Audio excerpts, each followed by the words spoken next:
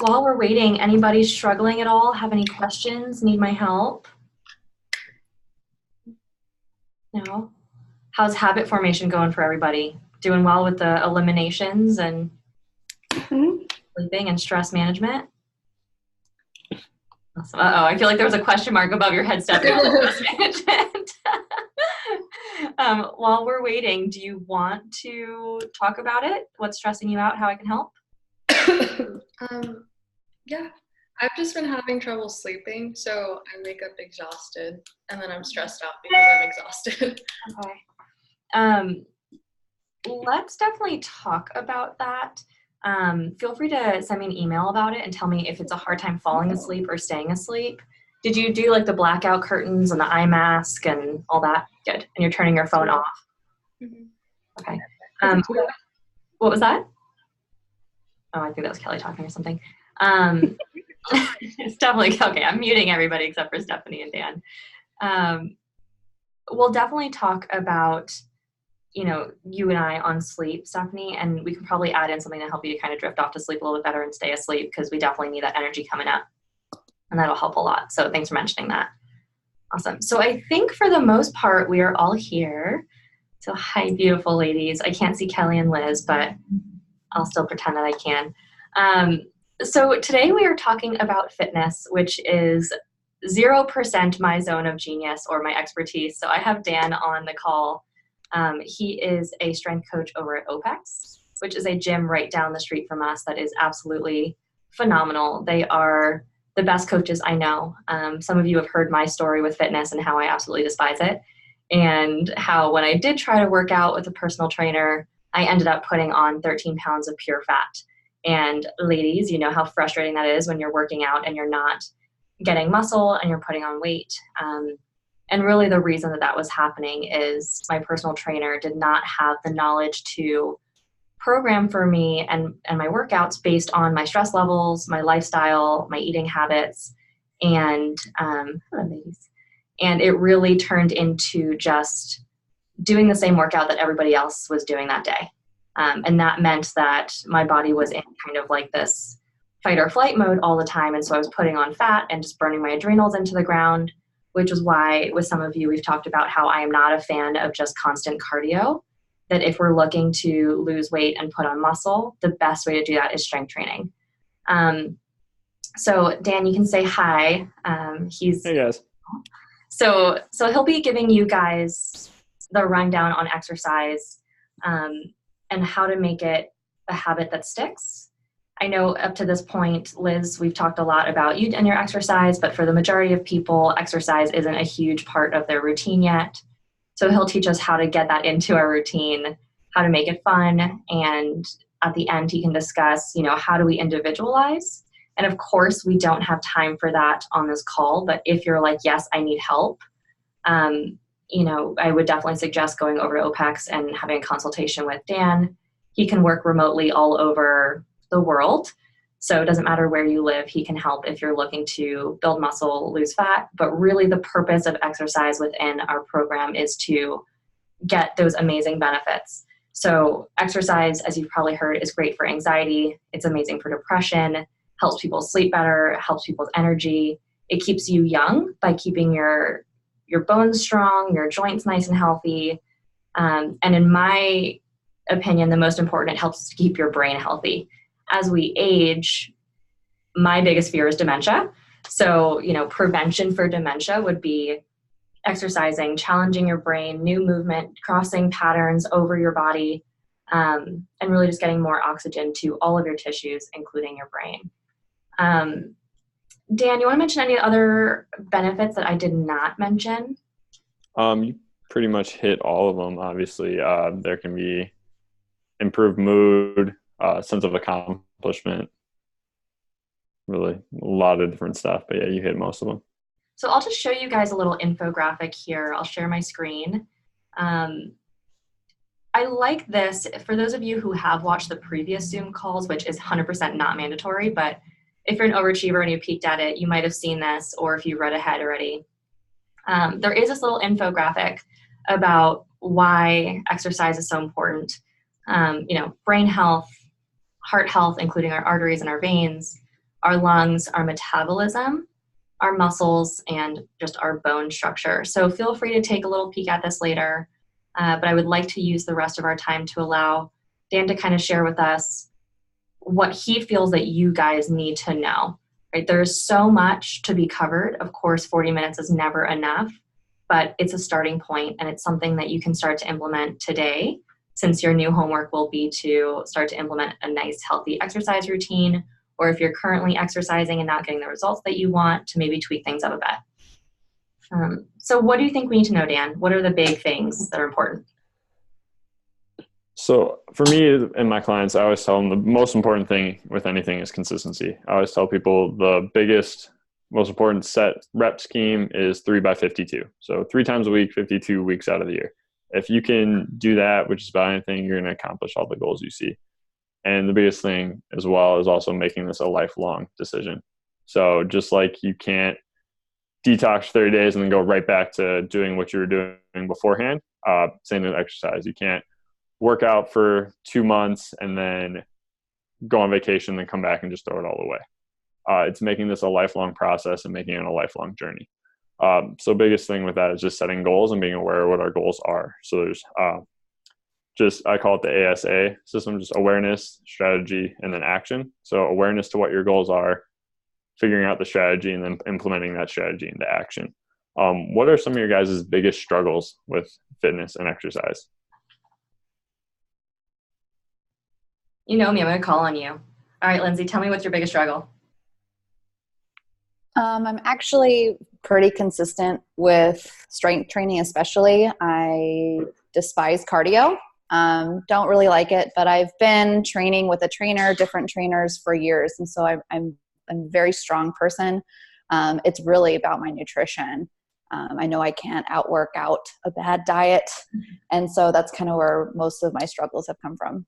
Yeah, I love that. And I think something that Dan would be really good for you to, hit on is something I was just talking to one of our other amazing ladies on the last call. And I know Dan and I have talked about this a lot, is that, not just eating healthy, but also eating enough as you're working out. And he can talk all about that because he knows more of that stuff than I do. So yeah, so definitely the nutrition side, you're going the strength. How about you girls, Stephanie, Nicole? What's the hardest thing for you guys? I think it's just being consistent with it. Like I will, 2 weeks go at it, work out, and then stop, and then do it again, and then stop. So just, I guess, getting consistent with going to the gym or a class or something. Consistency, habit, that makes sense. Stephanie, same with you, or? I just don't like working out. So you're in my boat. And I have low energy most of the time. So, and I like running, but it's really hard on my joints, I feel like, and my legs and shins just start to hurt. So I kind of just gave up on that. And so that's, again, where maybe strength training would be a better option, or maybe just some at-home workouts that I'm sure we can chat about. Kelly, I know you just recently started working out. So what was your struggle before that of getting there? Oh, wait, hold on. Let me unmute you. Oh. Okay, go ahead. The time. When I have a lot of things that I'm doing, I don't like to be away from the dogs for too long and leaving them in their crate. So I use that as my excuse not to go. If I've been gone from the house for 7-8 hours, I can't, in my mind, justify, letting them out of their crate for 30 minutes and then going back. So in addition to starting going to a gym once a week or so, I need to start adding in some at-home things that I can do with them, so to speak. There has to be some kind of a dog gym. Isn't there a place that we can go with our dogs? CrossFit You've met gyms. my dogs. They're not going to a gym. True. Buddy would pee on everything. Brady would cry at everybody that walks by. We'd get kicked out in 3 minutes. Oh my God, I love it. Awesome. All right, I'll meet you back, and then Dan, it's all you. Cool. So like you said, talking a little bit about eating enough, there is this thing called the basal metabolic rate, or your resting metabolic rate. So as you improve your nutrition, as you exercise, that usually tends to go up. So what that exactly is how many calories your body burns if you were to lay in bed and do nothing. A lot of my clients will come to me, especially with weight loss goals, and I'll have them fill out a food log, kind of explain to me what they're eating, how much they're eating, and they'll come back and they're eating 1,100 calories a day. we have this nice machine here called an InBody, which gives us a rough estimate of their basal metabolic rate. Usually it's in the range of 1,800 calories to, I've seen as high as 2,600 calories. So they're already in a caloric deficit there. And now we add on an hour of exercise a day. We add on a very active job. We add on just the overall stress of life. And then we also add on, it takes calories to digest food. So we call it the NEAT. You add all that up, and now they could be sitting anywhere from 1,700 to 2,200 calories a day. Now you would need to eat just that much amount of food just to maintain. Now, if our goals are to build muscle, we need to eat a little bit more. If our goals are weight loss, we may need to eat a little bit less than that. But with so many people, they come to me, oh, I need to eat less, I need to eat less, I need to eat less. Actually, it's generally you need to eat more.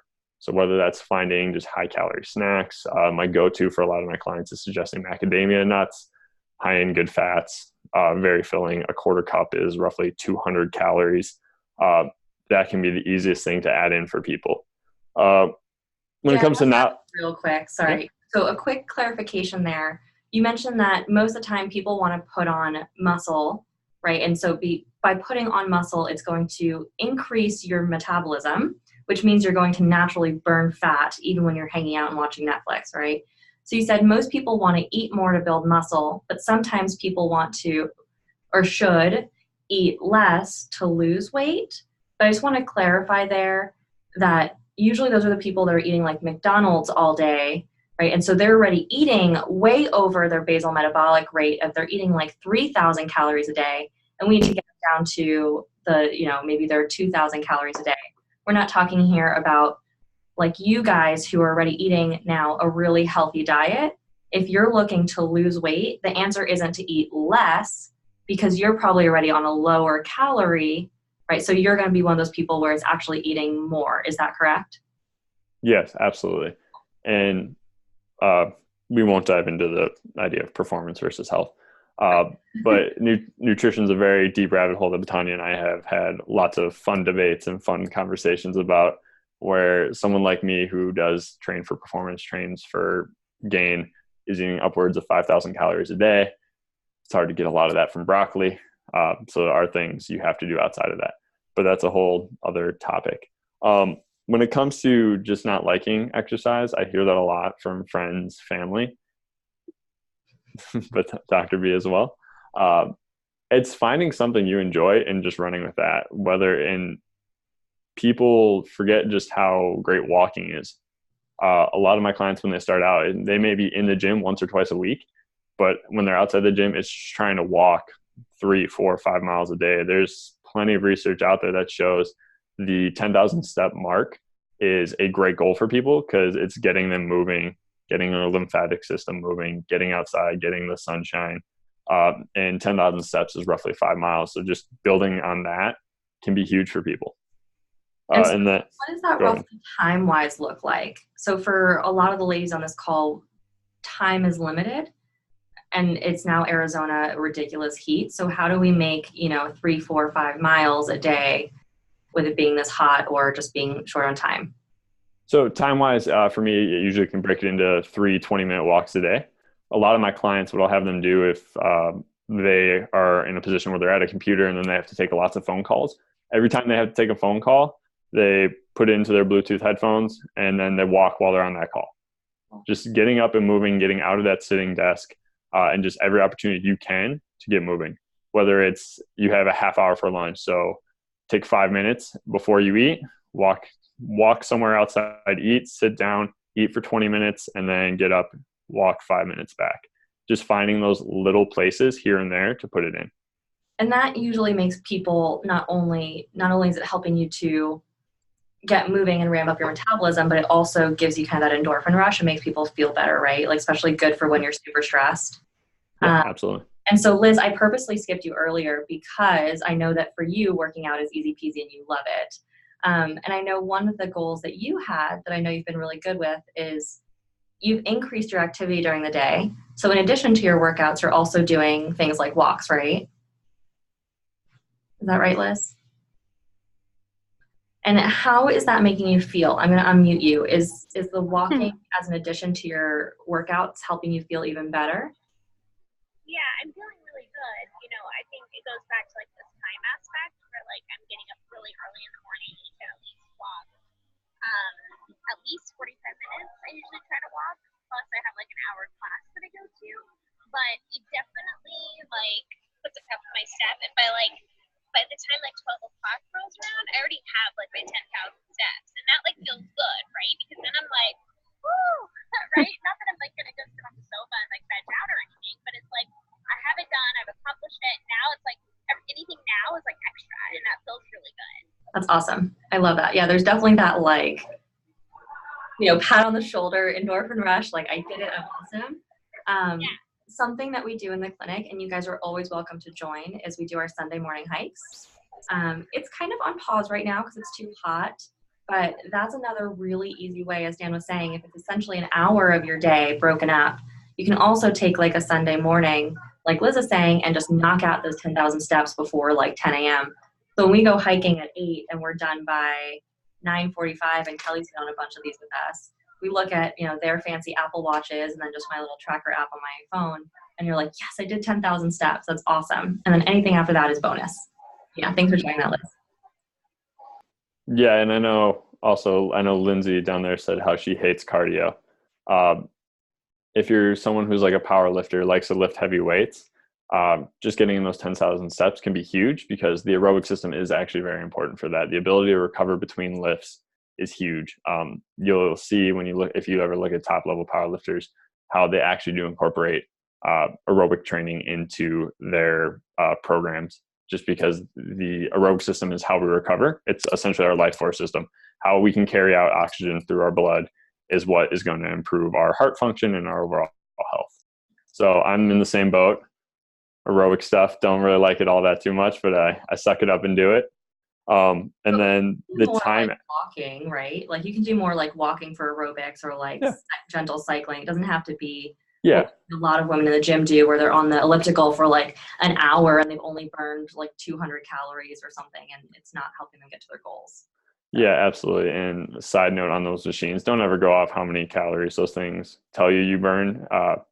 Obviously, like I talked about earlier, they don't know what your resting metabolic rate is. You can use it for a time aspect or a goal aspect, like, okay, I'm going to get on this bike and I'm going to go sit on here and go until it says 50 calories and then go do something else. But other than that, you didn't actually burn necessarily 50 calories. You most likely probably burned more. And when it comes to a time aspect with a lot of my clients, I tell most people in their schedule, you have most control of your schedule early on in the morning. So if you can get up just a little bit earlier, and if you have dogs, taking your dogs for that 20-minute walk, just getting up and doing something early on in the morning when you have the most control over your day. As the day gets going, that's when things kind of just fly at us and then we don't have as much control over it. Yeah. And so just a quick little tidbit there. I think I've mentioned to you ladies on the calls before, but I have this little philosophy of do what you don't want to do first. Right? So like if you are like me and don't like to exercise, do it first thing in the morning. Like Dan said, get up a little bit earlier, or just start with, as I know he's going to chat about in a second, the habit formation, like we've talked about, of like first thing in the morning, put on your workout clothes. Then first thing in the morning, put on your workout clothes and your sneakers. Then first thing in the morning, put on your workout clothes, your sneakers, and go for that 20-minute walk, and build on that until it is so ingrained that it's like, okay, now I can get to the gym, or now I can do a home workout, and you're done. Because Dan knows that I am notorious for, I'll go after work. And after work means there is no end of work, as most of you ladies know, where you keep going and then you lose track of time. You look up, it's 8 o'clock, and now you're exhausted. So yes, like he said, go first thing in the morning if you can. Or if you're more of like a 9 a.m. person, my ideal would be 9 a.m. workouts. So if you have control over your schedule, find that time and block it off of when feels good for you. Yeah, absolutely. I always tell people Google Calendar controls my life to the point where my girlfriend will send me invites to things. So it's on my calendar, and that way I don't forget. Because if it's not on my calendar, I probably will forget about it. But when we talk about habit formation and goal setting with this stuff, it's the most important part of it. The first thing we look for here as coaches at OPEX is when we're sitting down and talking to you, what is your mindset like? Is it a growth mindset, or is it a fixed mindset? So a growth mindset is that openness to change. I know where I'm at now, but I know I can be better. Or is it that fixed mindset where it's that, woe is me, this is just how it is, then this is how it always has been, this is how it always will be. Just bringing awareness to what that mindset is. Obviously, the fixed mindset is working towards the growth mindset. No one is stuck where they're at. There's always an opportunity to change. From there, we just ask really good questions. So, I mean, and you feel free to write these down. Feel free to ask them themselves. There's a book I have just about all my clients and all our interns here read called, Tom, you've probably heard me talk about this book 500 times, The Values Factor. And the biggest thing with that is you read that book and it asks 13 questions, and it helps you identify what you truly value. Because there's societal values where people are like, oh, I know I should save money, but then every time they get a paycheck, they just blow it. So clearly that person doesn't actually value saving money, but they know they should. I actually, fun story, had 2 interns quit after reading that book because they realized they didn't actually value being a strength coach. One wanted to be a photographer, one just wanted to travel and thought that was the outlet to it, but it wasn't for them. So 2 really good questions are just, what has made you successful up to this point in life? And what has held you back the most?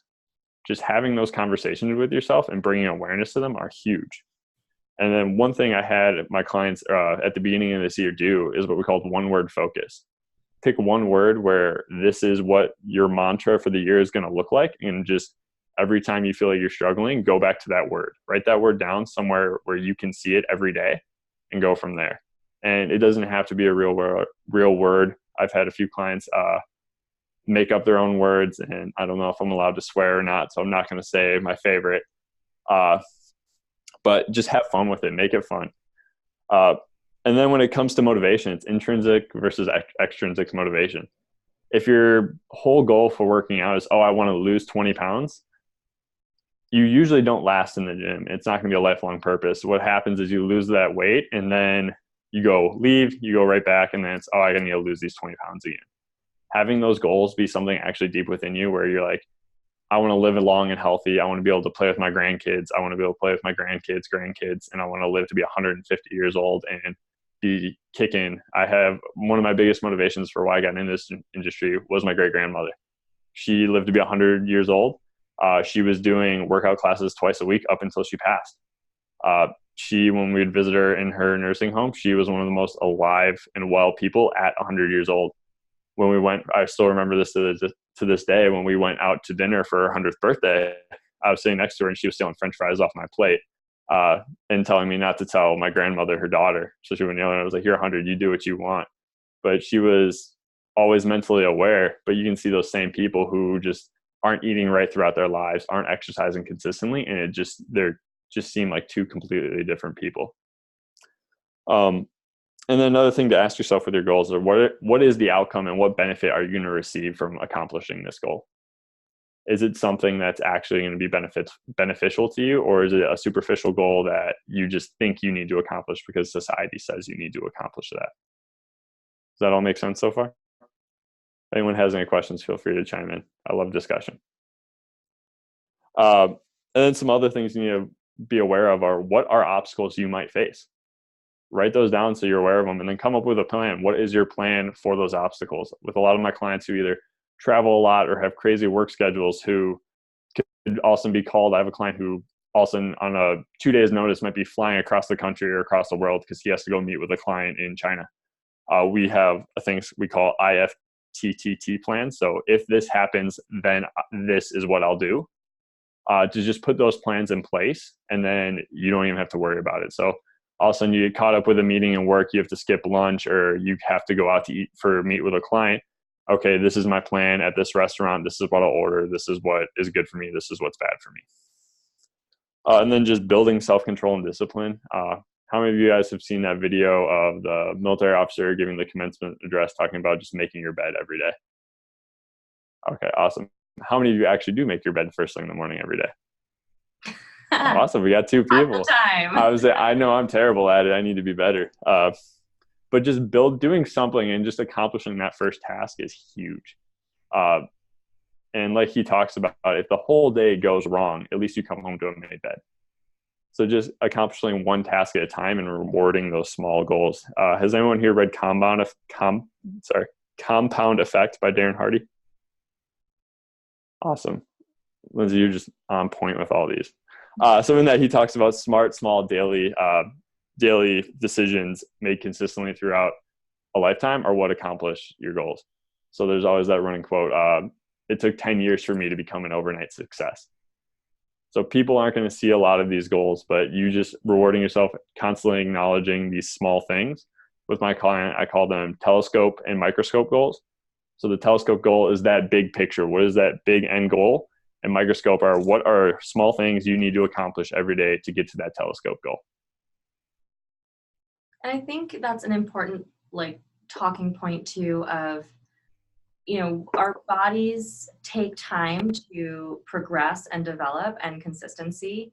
I know I've seen a lot of great posts lately on Instagram. One person put one donut doesn't make you fat and one salad doesn't make you skinny. It's the consistency of either one that's going to kind of result in what your body's going to look like. Same with the gym, especially if you're just starting out. I know there's something called newbie gains or baby gains or something. Newbie gains, yeah. When you start working out, you start to see some results because your body's like, we've never done this. This is great. But as something Misha and Misha's the owner of OPEX where Dan works, we've talked about how sometimes there's a plateau, really working with a strength coach to get past that plateau. But just understanding that you're not going to lose 10 pounds in a month just because you started to lift a dumbbell. It's going to take time and you will see those results. But just like Dan just mentioned it took 10 years to become an overnight success. It's really easy to see people on Instagram or on the movies and their bodies are perfection. And we're like, well, I work out. Why don't I look like that? Remind yourself, they probably starve themselves. They probably do all kinds of drugs to look like that. There's probably such thing as Photoshop or whatever. And they didn't get there overnight. They've been doing this for a long, long time. So be patient with yourselves. Just putting that out there, since I know, especially female mindset of wanting to look in a certain way. Yeah, absolutely. And one thing I do with a lot of my clients too, to help with keeping on track of goals, is I send out a weekly reflection every Sunday. And our biggest thing we do is start, stop, continue. What is one thing you need to start doing this week? What is one thing you need to stop doing this week? And what is one thing you should continue doing this week? And again, it's just all about bringing awareness and just being honest with yourself. That's why, like I mentioned earlier, the values factor, and I actually think I have it. Yeah, I do have it right here. The 13 questions that is in there that are huge. And I'll actually use this once every quarter just to make sure essentially I am still living my life to what my truest values are. It just goes over and it's very simple. Just how do you fill your space? How do you spend your time? How do you spend your energy? How do you spend your money? Where are you most organized? Where are you most reliable? What dominates your thoughts? What do you visualize most? What do you most often talk to yourself about? And what do you most often talk to others about? What inspires you? And this is the biggest one for me. What goals stand out in your life and have stood the test of time? Since you were a little kid, what is one goal you always have and you feel that theme throughout all the goals in your life? And then finally, what topics do you love to study, research, or just read about? What are you constantly trying to learn more about? And just asking yourself those questions all the time is just huge, because the biggest thing with fitness and what we're very big at OPEX is we always say live larger. So we want our clients to live a larger life than just fitness and use your fitness. So it's not like the gym shouldn't be like, oh, I have to go work out. Oh, this place is awful. This place is intimidating. It's just getting in there, accomplishing something, and making sure you're using that to reward yourself. Whether it's, I'm going to train because I want to hike in Humphreys in Flagstaff, and I want to be able to do that in under a certain time, or it's, I want to be able to keep up with my grandkids and beat them at sports when I'm 45, 50, 60 years old. And just continually having those outside goals to kind of big picture goals, essentially. Yeah, totally. Something you said too that I really liked was something about what did I do well? What could I do better? That kind of thing. I think I've shown you guys this, my planner. Have we talked about my planner? Maybe. So I love my new planner. It's called the Panda Planner. This one's more for business owners, so it's more like a quarterly goal type planner. But you can also use it for, I'm gonna have to grab that phone in a second, but you can use this too for weekly reflection. So it has monthly view. It has a weekly review where it's how was your last week? How was this week? And then it also has planning out your day. So things you're grateful for, what you're excited about, and then kind of reflecting on how did your day go? What were your big wins? And what I like about it is just like we talked about with habit formation, you have that cue, you have the behavior you're trying to either replace or establish, and you have the reward. So if you're trying to establish a habit, and here there's a little thing that says habit, you could put gym or walk. And if you did your habit, you check off the habit and you get to reward yourself for that. Not with a big old ice cream cone, but maybe with, you know, a spa day with your friend after a certain number of like checked H's, or a pedicure, or, you know, something like that, where it's something that's not going to set you back, but is rewarding you for being consistent and sticking with that. And you can also use a journal like that to make sure that you're understanding why you failed, in the sense of if you weren't getting to the gym, and how you can fix that to be better the next week. Yeah, and one thing I've used with a couple clients as well, has everyone heard of the rubber band for awareness method? Where you snap it? Yeah. So I have some clients, and myself, I've used this for myself too, who have certain things that they start to think negatively and they'll snap themselves. For me, it was, I have a huge sweet tooth. If I had a sweet craving, snap myself. It's essentially snapping yourself out of it. Some things you can do for yourself too, just to promote relaxation and to get out of negative mindset, as well as 6-2-8 breathing. So what that is, it's inhale for 6 seconds, hold for 2 seconds, exhale for 4 seconds. Exhale for 8 seconds. And just doing that for 2-3 minutes can help relax you and actually put you in a better mindset and better mood, and then attack your day, attack your training, whatever you're doing there. So Dan, since we're, you know, kind of at that 7-minute mark, yeah, what are some of your favorite workouts that people can do at home that will be easy for them to incorporate and won't require a whole lot of gym equipment, or, you know, that kind of stuff? I know one thing you and I have talked about before is that 7-minute workout app. That can be great, especially if you're just roadblock, have no idea what to do. That can be a great resource. YouTube is a great resource for that. With my clients, our basic things are just the basic human movements. So a pushing movement, a pulling movement, a bending movement, a squat, some core work, a lunge. Those are, if you can hit those 5 things, 6 things, can't count. You're gonna do well for yourself. So what's an example then of like a push at home? What could you push? Push-ups. If you have dumbbells, you can lay on the floor and do a floor bench. Let's see what else there. Elevated push-ups on the couch. Just literally, like it says, pushing something either horizontally or pushing something vertically. And then like a pull. How could we pull? A pull. You have that one at home.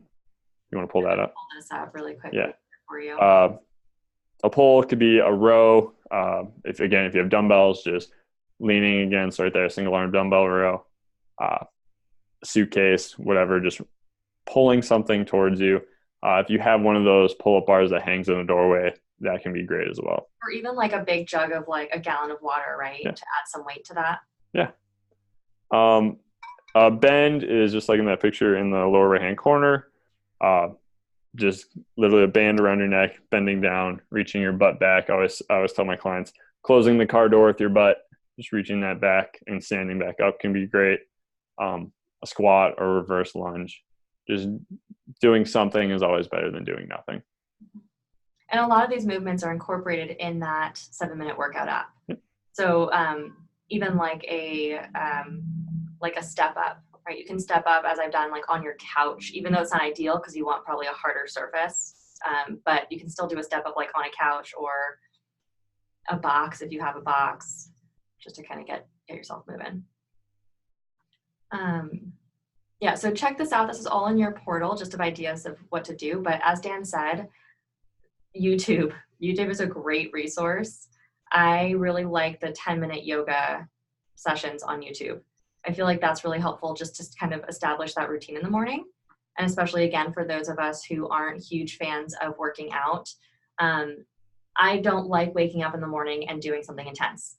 I like to wake up 2 hours before I have to be at work and like slowly mosey my way to getting ready, and doing something like yoga for 10 minutes or 15 minutes or 20 minutes is still going to give you a full body beginner workout, depending on the workout, and not leave you like sweaty and, oh my gosh, I have to wash my hair and now I have to get ready all over again and all that stuff.